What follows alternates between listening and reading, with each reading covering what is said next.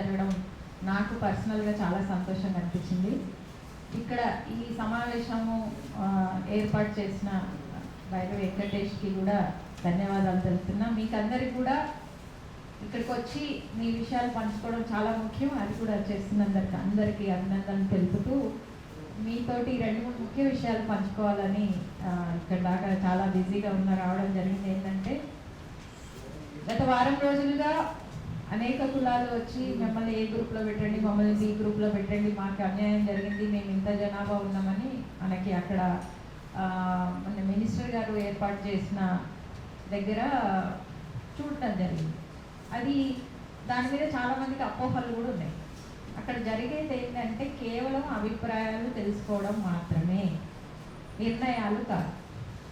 నిర్ణయాలు చేసే హక్కు ఎవరికి లేదు, ఒక కమిషన్కు మాత్రమే ఉంటుంది. మనం 100 అప్లికేషన్లు పెట్టుకున్నా కూడా కమిషన్ మాత్రమే ఉంటుంది. అయితే ఈ 3-4 రోజుల నుంచి కమిషన్, పాత కమిషన్ 2000 నుంచి 2004లో ఏ ప్రాతిపదికన గ్రూపులు విడదీసిందనేది చేస్తే హట్టన్ అనే ఒక ఆంథ్రోపాలజిస్టు 1920 సంవత్సరంలో బ్యాక్వర్డ్ క్లాసెస్, ప్రిపరేట్ క్లాసెస్ అనడానికి ఒక 7 లక్షణాలు చెప్పినాయి.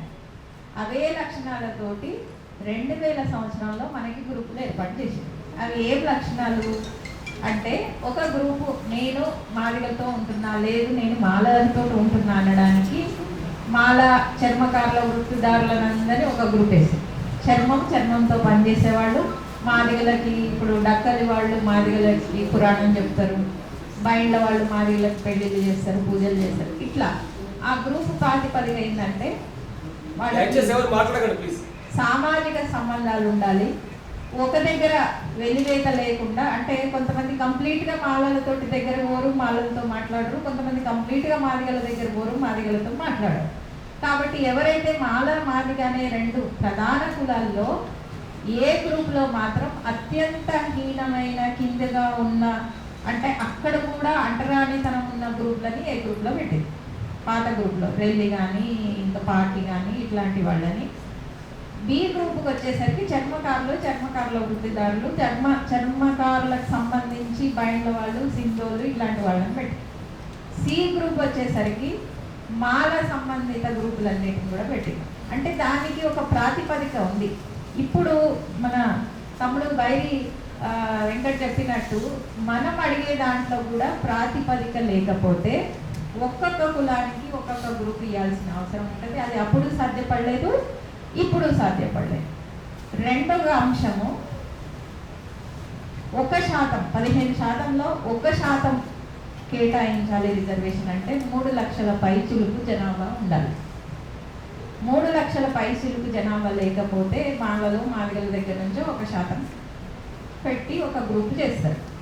సో ఈ గ్రూపులో ఆ 1% కావాలంటే మన ఉపకులాలందరం కలిసి, అంటే ఇప్పుడు వర్గీకరణ చేయాలంటే 2011 సెన్సస్ మీదనే చేయాలి, తెలంగాణకి ప్రత్యేకంగానే చేయాలి. ఎందుకంటే ఆంధ్ర వాళ్ళు ఎక్కువ లేరు, ఇక్కడ 5-6 వేలు ఉన్నారు. వాళ్ళకి ఒక గ్రూప్ మొత్తం కేటాయించారు. గత ఎంఆర్పిఎస్ ఉద్యమంలో ఉన్న ముత్తయ్య సార్ లాంటి పెద్ద మనుషులు, కృపాకర్ లాంటి వాళ్ళు, లాయర్లు, ఇప్పుడు వచ్చిన సుప్రీంకోర్టు జడ్జిమెంట్ ఏం చెప్తుందని చెప్పి గత వారం రోజులుగా చేసేది ఏంటంటే, అప్పుడు తీసుకున్న సూత్రమే ఇప్పుడు తీసుకోవాలి, అత్యంత వెనుకబడిన వాడే ముందు ప్రాధాన్యత. అది ఏ కులం అనే కాదు. అత్యంత వెనుకబాటుతనం ఎక్కడుంది అని అంటే మళ్ళీ దానికో ప్రాతిపదిక. నువ్వు ఏం వృత్తి చేస్తున్నావు, నీ అక్షరాస్యత ఎంత ఉంది, నువ్వు ఎంత వెనుకబడి ఉన్నావు, నీ ప్రజలు ఏమన్నా ఎదిగినారా లేదా. కొద్దిమంది మనం ఒప్పుకోకపోయినా కొన్ని కులాల్లో కొద్దిమంది ఎదిగినారు, కొద్దిమంది చదువుకున్నారు, కొద్దిమంది కుల వృత్తులు వదిలేసినారు, కొద్దిమంది ముందుకు వెళ్ళిపోయినారు. ఆ వెళ్ళిపోయిన వాళ్ళని మనం ఏం అడుగుతున్నామంటే, ఆ వెళ్ళిపోయిన వాళ్ళు కూడా మా కులంలో ఇంకా వెనుకబాటుతనం ఉందని అంటే ఖచ్చితంగా మనం ఇప్పుడు నిరూపించుకోవాల్సిన అవసరం ఉంది. సో ఒక సూత్రం ఖచ్చితంగా మినిస్టర్ కానీ ఎవరు చెప్పినా కింద ఉన్నవాడే పైకి రావాలి, మొదటి ప్లేస్కి రావాలి. రెండవ సూత్రం ఏంటంటే నీ అక్షరాస్యత ఏంది, నీ జనాభా ఏంది. మూడో సూత్రం ఏంటంటే నువ్వు ఎవరితో స్వరూపంగా సారూప్యంగా ఉన్నావు. ఇక్కడ ఏం జరుగుతుందంటే రిజర్వేషన్ ఎందుకు పెట్టిరు, అందరితో పాటు సమానంగా రావాలి, అందరితో సమానంగా ఉండాలి, సమాన హోదా రావాలి, అందరితో పాటు మనం సమాన హక్కులు కల్పించుకోవాలి. కానీ మన దగ్గర ఏమవుతుంది, ఎక్కడైనా ఏమవుతుంది, బీసీలో కానీ ఇక్కడ కానీ రిజర్వేషన్లు తీసుకుంటున్నాం కానీ మన తోటి వాడు చదువుకున్న వాడిని సమానంగా చూస్తారు. సో ఆ స్పిరిట్ తోటి ఉన్న వాళ్ళతోటి మనం ఉండాలి తప్పితే ఇప్పుడు ఏదో గ్రూపులు చేస్తున్నారు కాబట్టి ఆ గ్రూపుల్లో మనకి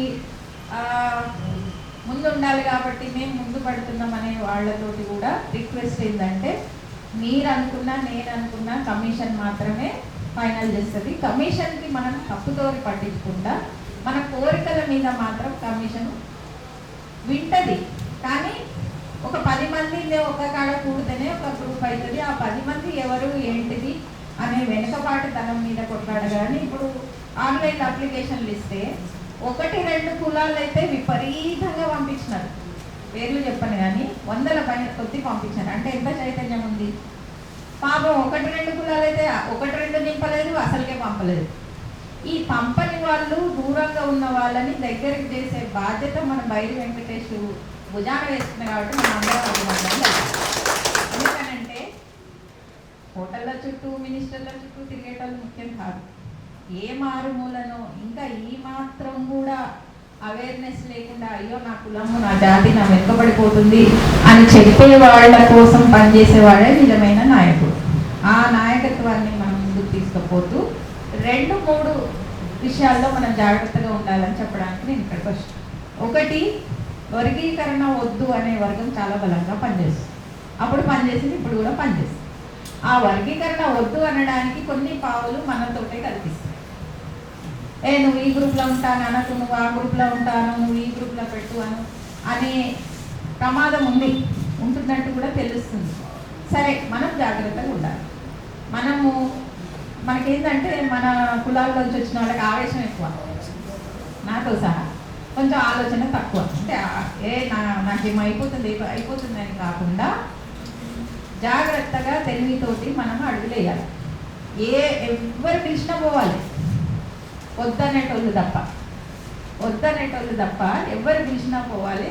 మనం ఏమనుకుంటున్నామో ఆ పత్రం రెడీగా ఉండాలి, ఎందుకు అనుకుంటున్నామో రెడీగా ఉండాలి. దానికి ఒక సైంటిఫిక్ అప్రోచ్ ఉండాలి. అంటే దానికి ఎంపరికల్ అన్నాడు తమ్ముడిన దాకా, నువ్వు నేను అనుకుంటే కాదు. జనాభా 2011లో ఉంది, ఇప్పుడు పెరిగినాం కదా, ఈ పెరిగిన తోటి చెయ్యండి అనే నినాదం మనం తీసుకుంటాం అనుకుందాం.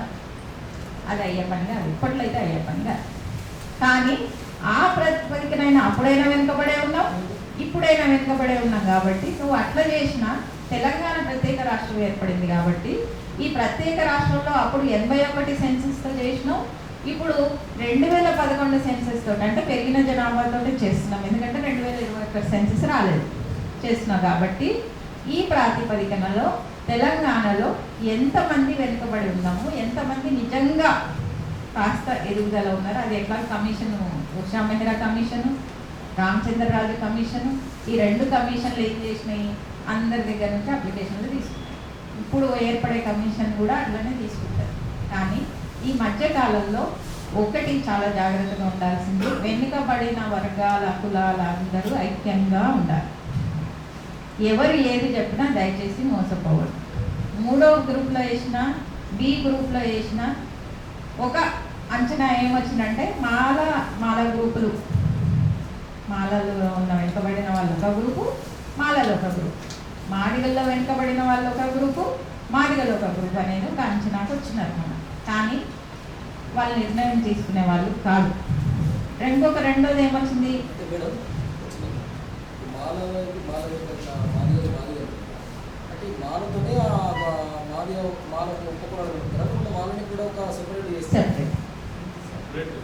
సెపరేట్.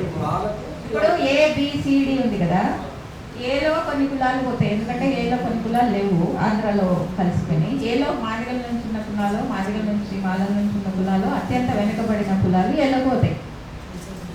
బిలో మాదిగ కులాలు ఉంటాయి, సిలో మాలల కంటే వెనుకబడిన కులాలు ఉంటాయి, డిలో మాలలు ఉంటారు, లేదా సిలో మాలల కంటే వెనుకబడిన కులాలు ఉంటారు. అంటే మాదిగలలోనే విభజన. ఇదివరకు మనం మాదిగలతో పాటు మాలలతో పాటు వేసిన గ్రూపులు ఈసారి మాలల్లో ఉన్న గ్రూపులు, వెనుకబడిన గ్రూపులు ఒక గ్రూపుగా, మాదిగల్లో ఉన్న ఒక గ్రూపులు, వెనుకబడిన గ్రూపులు ఒక గ్రూపుగా అయితే విచిత్రంగా చాలా సంఘాలు మేము ఇట్లనే ఉంటాం, మేము బి గ్రూప్ తోటే ఉంటాం, ఎందుకంటే మాకు వేరే కులాలతో అంతగా పడదు అనే విన్నపాలు కూడా వచ్చినాయి. అది మనకు నచ్చొచ్చు నచ్చకపోవచ్చు, మనకెంత హక్కు ఉందో వాళ్ళకి అంతే హక్కు ఉంది కదా. సపోజ్ చర్మకారుల వృత్తిదారులు ఉన్నారు, మోతి, డోరు, సంగారి, వీళ్ళందరూ మేము వీటితోటే ఉంటాం అన్నారు. అంటే ఎవరు ఎందుకు ఉంటారు అన్నది అనేది వాళ్ళ ఇష్టం. కానీ 2000 సంవత్సరాలు చేసిన ప్రాతిపదిక మాత్రం ఎవరు ఏ వృత్తి దారులు చేసుకుంటే వాళ్ళు ఒక కాడ ఉండాలని హట్టం చేసిన ప్రతిపాదన మీదకి అప్పుడు గ్రూపులు జరిగినాయి. ఇప్పుడు మనం అడిగినప్పుడు కూడా అయ్యా మేము ఈ వృత్తే చేస్తున్నాం కానీ మేము వాళ్ళతో ఉన్నాం అన్నారు అనుకోండి, ఆ హక్కు మనకుంది. కానీ మన జనాభా సంఖ్య తక్కువ ఉన్నా మనం మరింత ఒక % ఇవ్వాలంటే కొంచెం జనాభా కావాలి కదా. కాబట్టి ఆ జనాభా లేకుండా ఈ చిన్నగా వెనుకబడిన ఉన్న వాళ్ళందరూ కనీసం ఒక % అయితే ఒక గ్రూప్ అయ్యే అవకాశం ఉంది. ఇప్పుడు జరిగే ఇది మాదిగ ఉపకులాలలో జరుగుతున్నట్టుగానే మాల ఉపకులాల నుంచి కూడా ఒక ఎక్సర్సైజ్ జరిగి ఆ కులంలో ఎవరు ఉండదలుచుకున్నారు, మాలలతోటి ఎవరు ఉండదలుచుకున్నారు, ఎంతమంది ఉండదలుచుకున్నారు, ఎందుకు ఉండదలుచుకోవట్లేదు అని చెప్పి దాన్ని మనం అంటే దేనికైనా ఒక పెద్ద పని కాబట్టి దానికి ఈ స్కేలు 35 మార్కులు వస్తే నువ్వు పాస్ కదా. కానీ నువ్వు 0 ఇచ్చినా నన్ను పాస్ చేయాలంటే కొంచెం కష్టమైంది. ఏదో ఒక లెక్క మనము ఇప్పుడు వచ్చిన అనేక రకాల ప్రతిపాదనలు తీసుకొని ఇప్పుడు పార్టీ పని చేసే వాళ్ళు ఉన్నారు. ఎవరు మొన్న డక్కలి నుంచి గ్రూప్ వచ్చినారు ఒకరు, అత్యంత వెనుకబడి ఇంకా అంటరాని తోటి ఉన్న గ్రూపులని ముందే తీసుకుపోవాలి. మనందరం బాధ్యతగా వెనుకబాడు ఎవరున్నారు, మనం ఎవరితో పెళ్ళిళ్ళు చేసుకుంటున్నాం, ఎవరితో కలిసి ఉంటున్నాం, కలిసి కూర్చుంటున్నాం, కలిసి తింటున్నాము, ఇవన్నీ చూడాలి. ఈ ప్రాతిపదిక చూసి అంతేగాని ఏలో వాడికి ముందు ఉద్యోగం వస్తుంది, వాడిని పంపించొద్దు, వీడిని కాలు పెట్టి గుంజాలి, వీడిని అవసరం లేదు, ఇలాంటి ఈ సందర్భం కాదు. మనం ఏ పొలిటికల్ పార్టీకి సంబంధించిన వాళ్ళమైనా మన ఐడియాలజీ మన ఆలోచనలు ఎటువైపు ఉన్నా ఇప్పుడు ఐక్యత చాలా అవసరం. న్యాయం కోసం సోషల్ జస్టిస్ అంటారు కదా, పంపకాల కోసం లేని వాడిని ముందు పెట్టడం అవసరం. ఎవరితోటైతే మనం నిజంగా వెనుకబడి ఉంటామో వాళ్ళతో దూరం ఉండడం కూడా అవసరం. ఈ అవసరాలన్నీ దృష్టిలో పెట్టుకొని మనము ఏ గ్రూప్లో మేము ఇట్లా ఉండాలనుకుంటున్నాము, బి గ్రూప్లో ఇట్లా ఉండాలనుకుంటున్నాము, ఇది మా ఐక్య ఉపకులాల నుంచి ఇది మా ప్రతిపాదన అని కమిషన్కి ఇస్తాం. ఇప్పుడు మినిస్టర్ గారు కానీ ప్రభుత్వం కానీ కమిషన్ వేయాల్సింది. కమిషన్ వేసినాక ఒక ఆర్డినెన్స్ వచ్చినాక ఆ ఆర్డినెన్స్ తోటి మనకి ఇంప్లిమెంటేషన్ అవుతుంది. అయితే మేము ఏం చేస్తున్నాము, 2000 నుంచి 2004లో నాకు ఉద్యోగం వచ్చింది. సో అట్లా ఎవరికన్నా ఉపకులాల నుంచి ఉద్యోగం ఎవరికన్నా వచ్చిందా, వస్తే ఆ డేటా ఇప్పుడు మనకు చాలా అవసరం. మీకు మీ ఉపకులాల్లో ఎవరికన్నా తెలిసిన వాళ్ళకి ఉద్యోగం వచ్చినా, పెద్ద పెద్ద ఇంజనీరింగ్ కాలేజ్లో, మెడికల్ కాలేజ్లో సీట్లు వచ్చినా ఆ డేటా దయచేసి పంపించండి. నేనేమంటున్నా, ఎవరు ఏది చేసినా కూడా మన విన్నపం ఆడిపోవాల్సిందే. ఈ విషయంలో ఆ వ్యక్తి ఈ వ్యక్తి ఆ పార్టీ ఈ పార్టీ మా అన్న చెప్తే ఉండాలి, మా అక్క చెప్తే వినాలి అనేది మాత్రం పెట్టుకోకండి. మేము కూడా మిమ్మల్ని అట్లా అడగము. మీరు కూడా 10 జాగలకి మన విన్నపం పోతేనే ఎవరికో ఒకరికి వినపడుతుంది. లేదనుకోండి ఒక్కటే ద్వారా పోతే ఆ సోర్స్ బంద్ కావచ్చు, సరిగ్గా చెప్పలేకపోవచ్చు, మళ్ళీ అక్కడ కూడా అన్యాయం జరగవచ్చు. కాబట్టి మీరు ఈ ఐక్యంగా తీసుకున్న నిర్ణయాన్ని అన్ని చోట్ల అందరికీ విన్నవించుకునేటట్టుగా చూడండి. ఒకటేసారి కూర్చుంటే అయ్యే తీరే పంచాయతీ కాదు. మనం పెట్టేది విన్నపం మాత్రమే. ఎట్ ద సేమ్ టైం ఇదే సమయంలో మనం చేసే చర్చల ద్వారా వర్గీకరణని వెనక్కి పోకుండా చూడాలి. ఆ బాధ్యత కూడా మన మీదనే ఉంది. లేదు మీ కులగరణ అయిన దాకా మేము ఒప్పుకోము, లేదు మా కులము వీళ్ళనో వీళ్ళనో పెట్టిన దాకా ఒప్పుకోమని అంటే మన ఒక కులమే కదా, అన్ని కులాలు నష్టం. ఎక్కడ సామరస్యంగా ఒక దగ్గరికి రావచ్చు.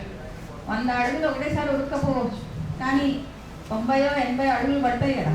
కాబట్టి అటువైపుగా ఏమాత్రం ఆలస్యం చేసినా వాళ్ళదేమో చేసేటోళ్ళు వాళ్ళు ఏమాత్రం ఆలస్యం చేసినా ఆగిపోతుంది. 20 ఏళ్ల నుంచి ఎంత నష్టపోయినామో మేము ఇప్పుడు లెక్కలు తీస్తున్నాం. ఆ 4 ఏళ్లలో ఎంతమంది లాభపడ్డారో లెక్కలు తీస్తున్నాం, అంతకు ముందు ఎంత వెనుకబడ్డారో లెక్కలు తీస్తున్నాం. ఎప్పుడు లెక్కలు తీసినా నాకు బాగా వేసేది ఏంటంటే, అంతో ఎంతో కుల వృత్తులు పోయిన తర్వాత చదువుకున్న వాళ్ళం ప్రతి ఒక్క కులాల్లో ఉన్నాం. కొంచెమన్నా 5, 10 ఎంతో డిగ్రీలు పీజీలు చేయకపోయినా ఆ చదువుకున్న పిల్లలందరూ పెద్దవాళ్ళందరూ ఒక దగ్గరికి రావాలి, మన కులం డేటా తీయాలి. ఇప్పుడు ఉద్యోగాల్లో ఒక సంగతి అయితే, మనం కుల వృత్తుల మీద బిజినెస్లు చేస్తామా, లేకపోతే మనం స్పెషల్గా ఒక్కొక్క కులానికి ఒక కార్పొరేషన్ అయితే ఉండదు. ఎవరి తరం కాదు, ఎవరి సాధ్యం కాదు. ఆ ఐక్యంగానే నీ 5 మంది ఉంటే నువ్వు 5 ఉండండి, జనాభా ప్రాతిపదిక మీదనే రిజర్వేషన్లు ఉంటాయి. 5 10 నిజమే, చరిత్రలు 100,000 చరిత్రలుగా మనం నష్టపోయినాం. కానీ నష్టపోకుండా ఉండాలని అంటే తెలంగాణ ఎందుకు లేట్ అయింది 70 సంవత్సరాలు? ఎందుకు లేట్ అయింది అంటే ఎందుకే లేట్ అయింది. ఒకడు వద్దంటాడు, ఒకడు కావాలంటాడు, ఒకడు పోతంటాడు. అట్లా ఈసారి మాత్రం అట్లా జరగకుండా ఇప్పుడున్న ప్రభుత్వంతో పని చేసుకోవాలి. సరే, ఒక ఆయన కేంద్ర ప్రభుత్వం గొప్ప అంటాడు, ఒక ఆయన రాష్ట్ర ప్రభుత్వం గొప్ప అంటాడు, ఒక ఆయన నా పార్టీ గొప్ప, ఎవరు ఏమన్నా అనుకొని, కానీ మనకి ఒకటే అజెండా. మోస్ట్ బ్యాక్వర్డ్ వెనుకబడిన వాళ్ళు ముందుంటారు, అక్షరాస్యత తక్కువ ఉన్న వాళ్ళు ముందుంటారు, అసలు లబ్ధి పొందని వాళ్ళు ముందుంటారు. ఎట్ ద సేమ్ టైం మనము ఎవరితోటైతే ఉత్పత్తి సంబంధాలు పెట్టుకుంటామో, ఎవరితోటైతే పెళ్ళిళ్ళు పొత్తులు పెట్టుకుంటామో వాళ్ళతో కూడా కలిసి ఉండాలనే నిబంధన ఉంది. మేము ఇక్కడ పెళ్లి చేసుకుంటాం, కానీ ఆడపోయి ఏ గ్రూప్లో ఉంటామంటే కూడా అప్పుడున్న చట్ట ప్రకారం చెల్లలేదు, ఇప్పుడున్న చెల్లుతల లేదా అనేది మనం పెట్టే ఆర్గ్యుమెంట్ మీద ఉంటుంది. కాబట్టి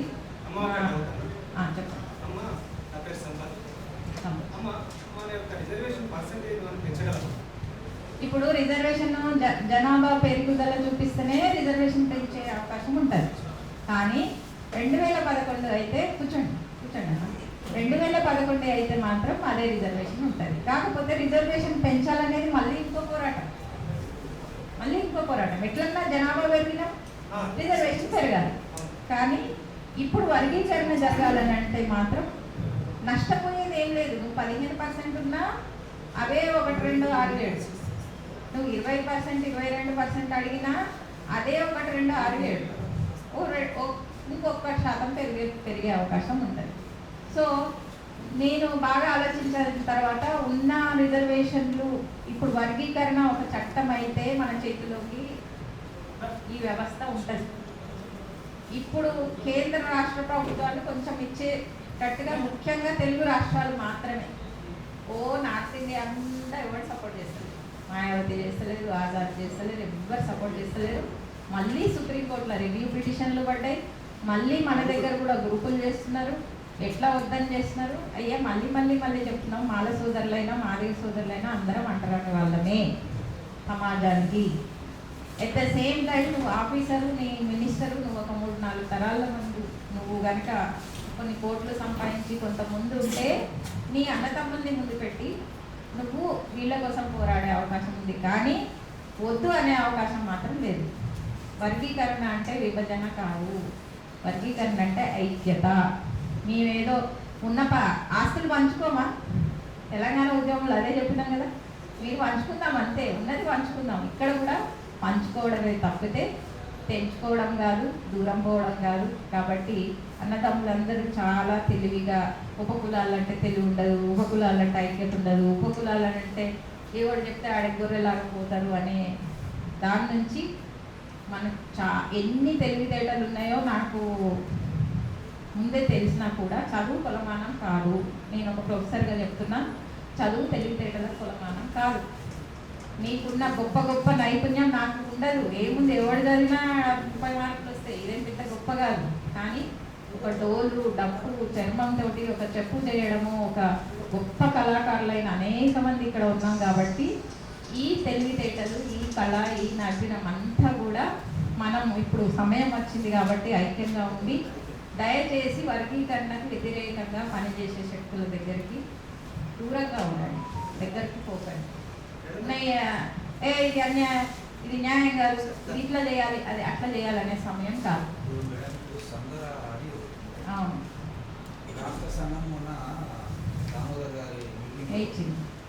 మళ్ళా వచ్చిరా అయితే అందులో ఇప్పుడు 2 గ్రూపులు అయినాయి మేడం. ఒకరేమో 57 కులాలతో పోదామని ఒకరు.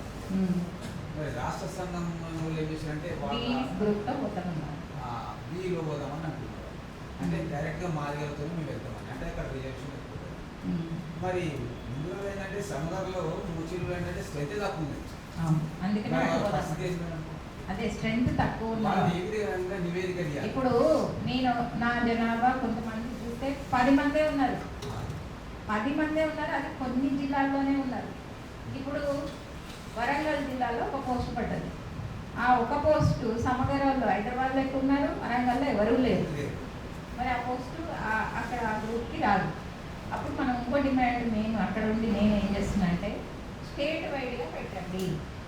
ఒక్కొక్క కులము ఒక్కొక్క దగ్గర ఎక్కువ ఉంది, ఒక్కొక్క దగ్గర అసలు లేదు, ఒక్కొక్క దగ్గర 10 మందే ఉన్నారు. కాబట్టి నా జిల్లాలో ఉండే పోస్ట్కి నేను ఎలిజిబుల్ కావాలి, పక్క జిల్లా ఉండే పోస్ట్కి కూడా నాకు అర్హత ఉండాలి, రాష్ట్ర స్థాయిలో ఉండే పోస్టు కూడా నేను అర్హత ఉండాలి. లేకపోతే ఇప్పుడు డిఎస్సి టీచర్ ఉద్యోగాలు పట్టేది పాపం ఒక్కొక్క జిల్లాకు ఒక్కటే ఉన్నారు, 20 మంది రాష్ట్రాలు, ఒక్కొక్క జిల్లాకు అసలుకే లేదు, 5 పోస్టులు.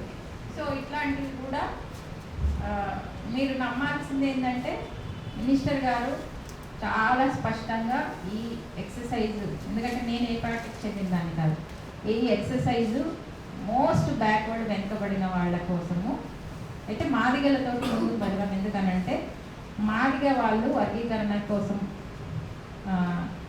వాళ్ళు చచ్చిపోయినారు, పోరాటాలు చేసిరు, ఇన్ని చేసినారు, అట్లా అని చెప్పి మాల వాళ్ళు లేరు అని కాదు. ఆయన ఒక మాట స్పష్టంగా చెప్పినాడు, ఈ ఎక్సర్సైజ్ అయిపోయిన తర్వాత మళ్ళా మాలలతో కూర్చోవాలి, మాల ఉపకులాలతో కూర్చోవాలి, లేదా మోస్ట్ బ్యాక్వర్డ్ ఎవరైతే ఉన్నారో వాళ్ళని పిలిచి వాళ్ళకి మనము ప్రభుత్వంలో ఉన్న అధికారి దగ్గరికి ఎవరమైనా పోవాలి కదా, ఎవరమైనా పోవాలి, మన పని కాబట్టి పోవాలి. అది ప్రభుత్వంగా చూడాలి కానీ పలానా కులం ఆయన చేస్తుండు, పలానా ఆయన చేస్తుండని చూడద్దు. ఆయన ఎవ్వరికి వ్యతిరేకంగా లేడు, ఇది కూడా వాస్తవం.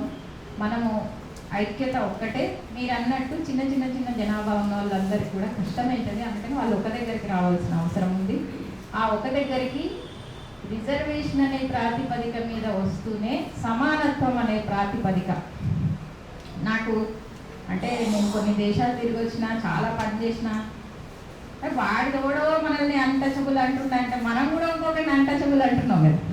కాబట్టి వాడు నన్ను అంటరాగాడు అన్నాడు కరెక్టే, మళ్ళీ నేను కూడా డక్కలి మా శ్రీవంగా ఎవరు అంటరా, ఇది మెదడులోంచి తీసేసి మనందరం సమానంగా ఉండే ఒక మంచి వాతావరణాన్ని మనము ఈ వర్గీకరణ ఐక్యత ద్వారా ముందుకు తీసుకుపోవాలని. రెండో విషయము, నేను ఎడ్యుకేషన్ మీద పనిచేస్తున్నా.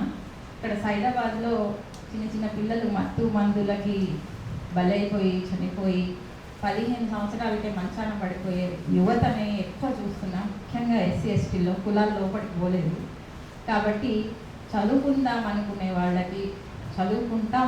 వాళ్ళకి హైదరాబాద్లో ఉండి ఏదన్నా జాతి కోసం మన కోసం చేస్తారనుకునే వాళ్ళందరూ నా నెంబర్ తీసుకోండి.